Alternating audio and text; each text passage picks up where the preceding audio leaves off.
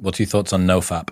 I think that it depends what you are doing it for. Are you doing it because you've been told by, I don't know, some like incel forum that this is like what you got to do? Or are you doing it for dopamine detox thing? Are you doing it like in what context? Just in general, what do I think about it? Yeah, and what are the contexts in which you think it's got some efficacy and which are the ones that you think is pie in the sky? I think there are a lot of people who are sedentary hermits that basically never leave their house and use outlets like pornography to achieve that dopamine hit that is otherwise a lower barrier to entry way of achieving that smashing the dopamine button. It's a lot higher effort to go find a woman, go on a date with her, attract her, get her into your bed, have sexual intercourse and actually put energy expenditure into that activity as well. It's very easy to sit at your computer that you're already at, open up the browser, and smash the dopamine button. So a lot of people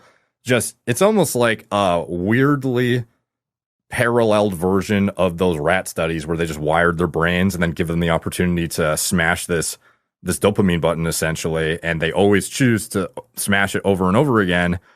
It's like that is very much paralleled, I think, in a lot of men nowadays, because it's just such a ease of access now that there is nothing to dissuade them from doing it and not having the willpower or the even want to try and avoid it to go seek, a higher quality of life that might otherwise involve companionship or whatever it is. They very much will take the easy route and, it still achieves the same dopamine hit to them. So for them, they're just wired to be, for them, I think NoFap could be useful because at some point your biological urges will be like, get the fuck out there and have sex. Because you're motivated so much just by frustration. Yeah, like the apathy and the complacency that you have after busting a nut, it's just like, you just don't really care about anything, Like why am I going to go find a woman to be with when I'm satisfied and I just feel fine? I'm just chilling here. I don't need to do that. So that's where it would be useful. Where's it not useful? I think it's useful in individuals who it has actually had a detriment to their quality of life from a relationship standpoint, social interaction standpoint. Some people end up hindering their relationship quality with their girlfriend too because they're so porn addicted. They end up, over masturbating and then exposing themselves to stimuli that otherwise makes them relatively unresponsive in an actual real life setting with a woman.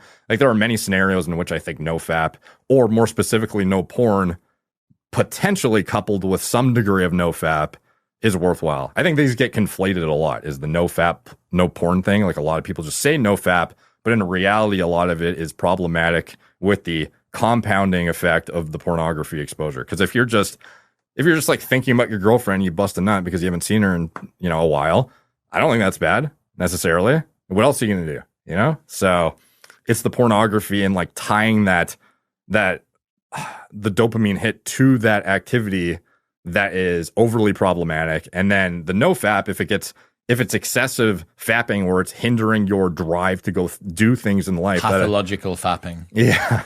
Yeah. Like at that point, when you can actually sit down and objectively look at yourself and say, this is impeding my ability to either get high quality relationships, maintain them in some capacity, or it's not leading to what I feel to be a high quality of life in general. Like at that point, I think NoFap is absolutely worth trying. I think there's definitely a lower ceiling for where it's justified to do no porn versus I think NoFap, I don't necessarily think NoFap needs to even be in the same conversation as no porn always, which it often is. People just assume it to be one and the same. Yeah, it's got a branding. No porn's got a branding problem because it's not as catchy. Yeah. NoFap's quite catchy. And I don't think, even with porn, I don't think it has zero place. Like, I think there are some scenarios in which, could be great. Maybe it excites your sex life. Who knows? It's just a matter of like the exposure, like too much or too little. Too much of something is always bad in general. So as you would expect, at some point you are crossing the threshold into impeding your quality of life in some capacity. I've read about risks online of going too long without coming for men. Mm-hmm. Any truth to that at all? It's there was this one study I dug into. It was about ejaculation frequency, and there was a pretty clear trend whereby after a week, if you don't bust a nut, you will have a big spike in testosterone. And then thereafter, you end up having this plateau effect where it doesn't stay high. It kind of like dips back down and then plateaus at baseline. So I think there's some sort of biological like rhythm to trying to drive you to do something. And then it's almost like with fasting. If people fast the first few days, you're super hungry. You have these biological urges to go eat and get nutrients. And then your body sort of shifts into like a anti-catabolic, more like sustained, just preserve yourself, hibernation mode. And I think that very much applies to ejaculation and sexual activity too. Like if you go too long without it, your body goes into a state of like seemingly adjusting to no sexual activity to some extent. I am no longer a reproductive being. Yeah, like I am. Maybe I'm ancestrally, I am out on a hunt, or I'm lost somewhere, or I'm at war or something, and I need to just not be too concerned about this. So would that, if that was the case, and if this study was to be believed, and there's probably other factors and blah, blah, but that would suggest that around about a weekly to fortnightly cadence of either having sex or fapping would actually be an advantage, because I'm going to guess you only get this spike once. It's not like if you weren't to bust a nut again for the remainder of that month, you're not going to get weekly spikes each time. You get one and then it plateaus. So you could repeat the cycle. If you ejaculated at one weekend, then you reset the clock every time. Yeah, but it's again, like I don't necessarily, this would be like a wild biohack to try and just recommend, and I don't necessarily like make sure you only bust once a week. Not saying that. Yeah. It's just if you were somebody who was to actually follow like what happens biologically, that seems to be in line with what happens. And a lot of people that do know FAP, they will also find that it's extremely difficult at the beginning, and then after a while, it's like, oh, it's not that bad anymore.